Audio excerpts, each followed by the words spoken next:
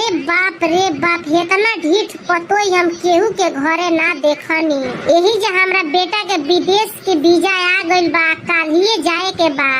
आई पतोई हमारी इतना लंगटिन बिया, इतना मुंह फुलावन बिया कि केवाड़ी बंद करके घर में समाइल बिया। सबके घर के पतोई पैसा के भूखड़ बाड़ी सा, आई हमारा घर के पतोहिया मर्दे के भूखड़ बाड़ी सा।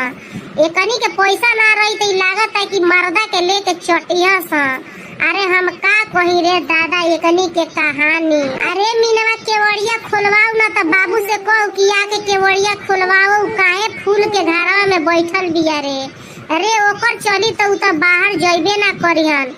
अरे दू पैसा ना कमाई हमार लइका त कहां से खाइल पियल जाई रे, केगा रहल जाई रे। एगो बेटी के बियाह हमरा करही के बाद हमार बेटा ना कमाई त केगा बियाह शादी होई रे। ये माई काहे खिसियाइल बड़ू हो, तू छोड़ दो, हम ही खोलवावा तनी ओकरा से केवड़िया।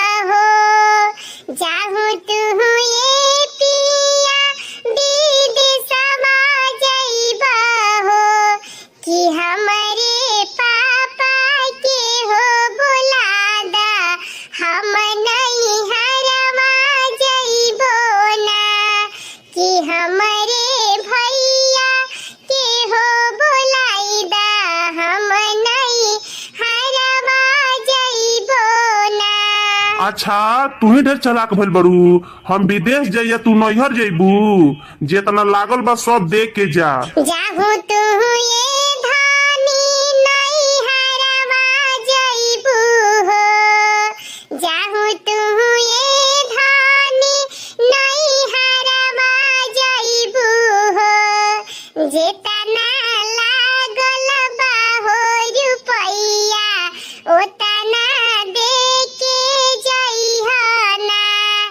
जेतना लागल बा हो रुपैया ओतना देके जइहना।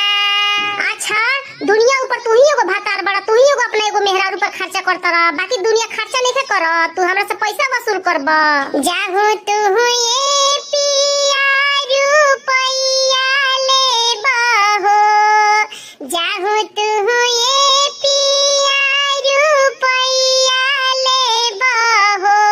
जैसन रहनी बाबा घरवा ओइसन देहिया कइदा हो, कि जैसन रहनी पापा घरवा ओइसन देहिया कइदा हो।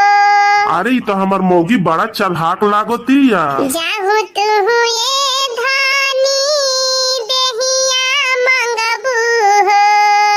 जाहू तू ये धानी देहिया मंगबू हो, कि भइले गोदी में हो हरिलावा कहाँ से देहिया लइबो हो, कि भइले गोदी में हो ललनवा कहाँ से देहिया लइबो हो।